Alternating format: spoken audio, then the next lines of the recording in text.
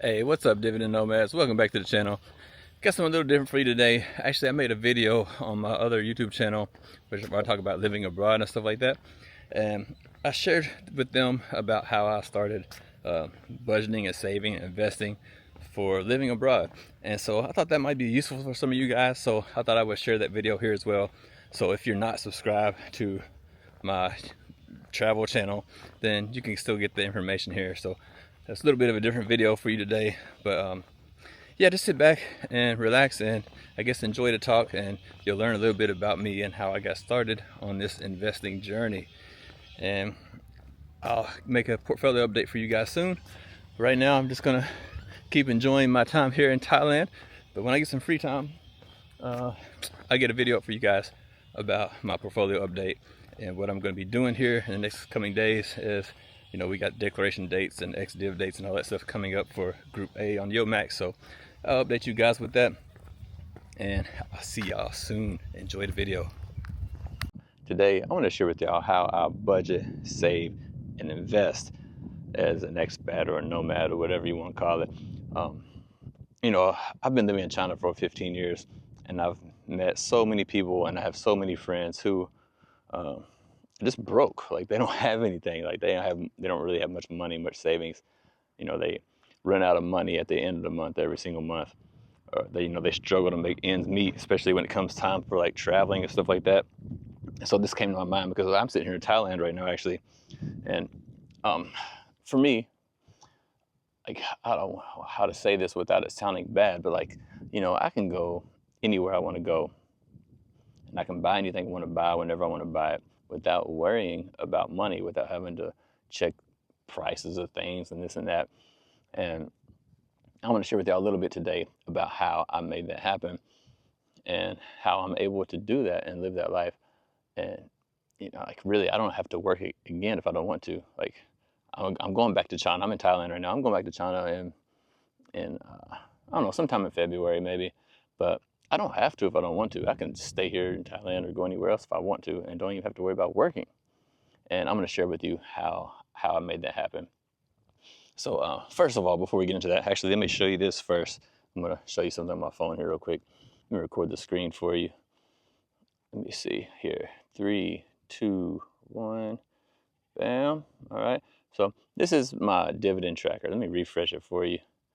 So there we go, I'll refresh it for you. So you can see here in my dividend tracker, this is my expected dividends. You can see I get paid every single month off of my investments that I made from saving money and this and that. And I started making investing.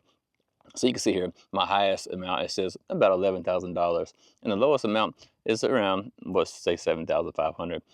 So every single month, even if I don't work, I'm going to get at least $7,500.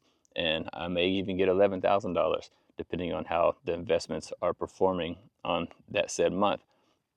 Now, I know that's not like a whole lot of money. I'm not like rich or nothing like that, but it's enough to be able to go anywhere I want to go and travel where I want to travel and this and that. And I don't have to work, especially living here in Asia. So, things here are quite cheap, and it's really easy to, to live, life on a decent budget and still have a great quality of life. And so how am I able to do that? There's a few things that I've noticed that stand out from me compared to some of my friends and other people that I've watched and seen over the years and this kind of thing. So first of all, I'll tell you about how I got started when it comes to this saving and investing type of journey.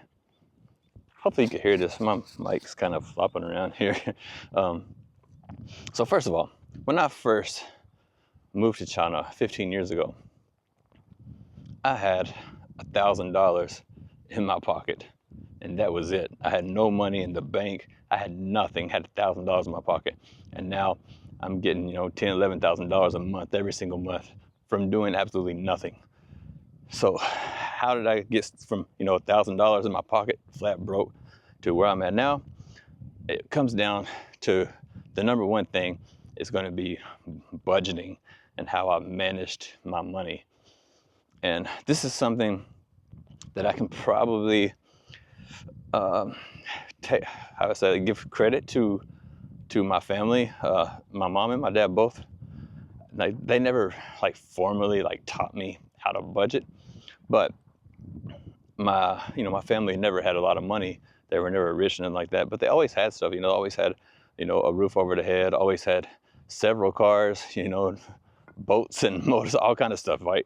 And people always thought I was rich, but it was just the way my parents budgeted their money. And I guess I kind of learned that by just kind of being there and seeing them how they were doing those things in a way. But we did do things a bit different because they use credit and they budgeted and use credit in a way. But I don't do, because I don't use credit. I'm 100% debt free, and I like it that way. But I did learn about the importance. It's noisy. I did learn about the importance of budgeting from seeing that situation compared to other people's situation when I was growing up. And so when I first came to China, like I said, I had $1,000, and I started working. I got a job, and I already noticed that the people around me, they're working the same job as me, and they're struggling to get by every month. They're paycheck to paycheck, spending all their money, even borrowing money. And me, what I decided to do was I decided I was going to live on 1/5 of my salary, right? Only a fifth. So when I say live on that, I don't mean like my total cost of living, but that's how much I decided I was going to pay for my housing, right? For my rent was 1/5 of my salary. So just to make things simple, because I'm really bad at math, say, if you're making $1,000 a month, then the maximum you can pay for your rent is $200 a month. And here in Asia, that's definitely possible, right? I mean, that's what I'm paying now. Right here in 2025, I pay $200 a month for rent. It's crazy, right? But I make a lot more than that, but I still only pay $200 a month for rent. We'll get into that later though. But, in Thailand, Vietnam, Cambodia, China, like all these places, you can find rent for, this price. You can find rent for $100. I've seen it. But if you're making more than that, then great, you can have a really nice house. But anyway, I decided to spend only 1/5 of my money on rent per month. So I did that, for several years. And I have friends, who were spending half, like 50% of their income was going to their rent. Some were paying even more than that because they had to have this, fancy, nice house. I don't know why they had to have this. Like myself, even now, I'm paying $200 a month for rent, but my house is brand new. Nobody's ever lived in it. It's a brand new house. It's just not big, fancy, or in a fancy neighborhood or something like that. But, I don't need those things. This is the place I lay my head down. So anyway, after I did that for some time, a couple of years, I just noticed my money just started piling up. I started getting a lot of money, started saving a lot of money because I'm only spending a very small amount of money on my rent.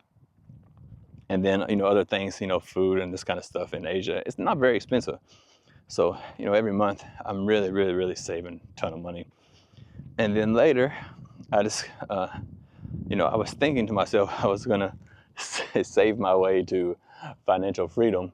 And then I really got to looking at the numbers and stuff. And I was like, wow, this is going to take a long time. And then that's when I started learning about investing. And I started investing my money.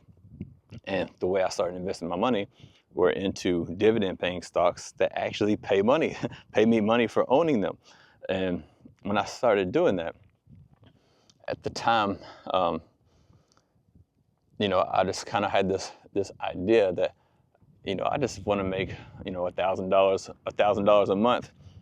And that's all I need, right? That was kind of my thinking at the time. But my money kept growing and kept growing and growing and growing.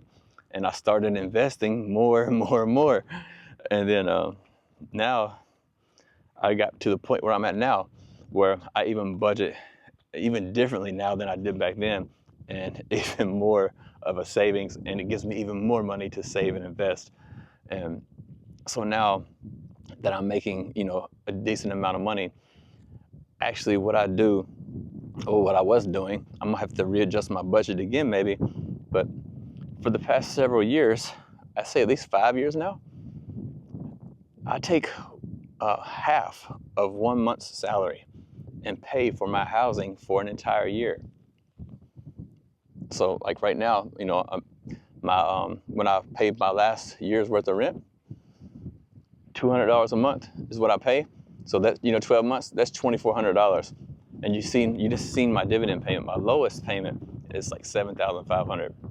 But at the time when I made my last budget, I was only getting, my lowest payment was like 5,000.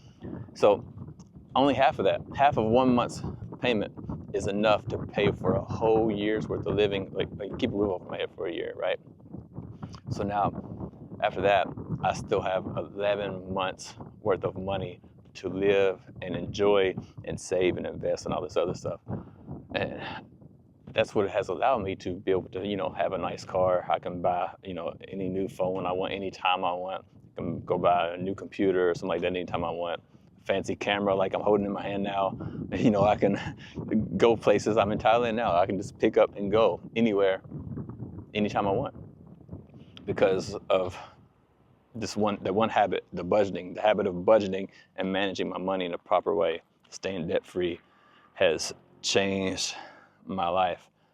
And I think if you want to get started with this kind of thing, that would be the first thing I would recommend doing, is setting up a budget and like just live humbly for a year. You don't have to have some fancy stuff or try to have some big fancy house and impress somebody and all that. You know, just budget 1/5 of your money for your rent, and then that gives you a ton of money to be able to save and invest. And like, you ain't got to go eat a bunch of crap. It's like, I go to the gym all the time. I eat healthy food. I eat good food. I never like skimp on quality when it comes to anything. So you know, you can do the same, and it'll put you on the track to actually being able to save and invest money and have a bright future. And I guess that's why I want to talk about this, just because I'm not old. I'm only 43, but I see how, you know, a lot of people are doing. You know, they work their entire lives, you know, work till they're 60 or something, or 65 or even older, and they're doing jobs they don't even like, and they become a slave to that job. They have to do that job to pay for their house, pay for their mortgage, pay for all this stuff. And then once they finally retire and all the stuff's paid for, they're too damn old to go enjoy their life and to go to places, you know, go places and do things that they want to do. And they missed out on all that stuff. And, you know, right now, said I'm 43. I know it's not young, but it's not old either. And I have the freedom to just say, okay, if I don't want to work anymore, I'll just go enjoy my life somewhere, go do something, you know. And if I get bored, then I can always, you know, go to work or do something like that. Or, you know, do something on my own, which I do. I have a couple of small businesses. They don't make a lot of money, but they do okay. But, you know, I can continue doing those things, or find some other things to do and enjoy my life. And that's something a lot of people don't get to do. So anyway, when it comes to the other thing, like I said, about saving and investing, you know, I try to save cash. Again, at least a year's worth of money. When I say year's worth of money, like a year's worth of rent, I have that much cash sitting on the side, like in my bank account. Actually, I have more than that. I have 3 years worth, because I'm like very conservative in my ways. But, you know, for somebody not very conservative, I would say having 1 year's worth of rent in the bank will be the second thing. So you budget to start, you know, budget your money where you're getting 1/5 for living expense. Then the extra money that you're saving, put away enough cash to pay for the rent for an entire year.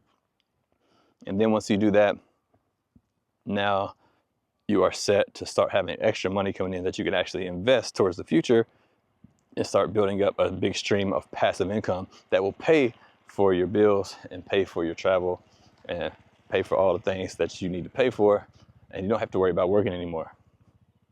But this only works if you don't have any debt. Because once you start taking out huge amounts of debt, and you owe, you know, hundreds of thousands of dollars for house payments and, you know, massive car payments and all that stuff, that's when things become tricky. Now, it's a different story if you're making, say you're making, you know, like me, like $10,000 a month or something, and you take out a car loan for a car that's like, say, $500 a month or $1,000 a month payment, you can just take that out of your passive income. But you can't just do that right away. You got to have time to let that build up and start working on that for a few years and build up your income like that, so you don't get stuck in debt too long. But for me, I'm not interested in debt. I just pay cash for everything. And if I can't pay cash for it, then I just say I can't afford it, and I don't want it, and I just do without. But that's just me. So anyway, hopefully some of that's helpful. I guess the last thing I wanted to mention was, like I said, I was going to tell you about how I invest my money. So I already kind of mentioned that or alluded to that, but I only invest in dividend paying stocks, and they must be stocks that pay me each and every month. If they pay quarterly, I don't want them. I want my payment every single month. I've been living in Asia for 15 years, and when you work in Asia, you get paid one time a month. And so I want my money coming in at least one time a month, and I want a large enough payment that I don't have to borrow money or something like that to live, right? And that's why, one of the reasons why I keep my living expenses low. So anyway, that's really, again, that's really all I want to share with you guys. It's a little bit about how I save, how I budget, save, and invest my money. And that's just kind of an overview. But if you want to know more, then let me know in the comments below. And I'd love to have a chat with you about it, because it's something I'm really passionate about, something I love, and something that I want to share with people and help people with. So yeah, that's it for today. And I'll see you guys on the next video. Take care.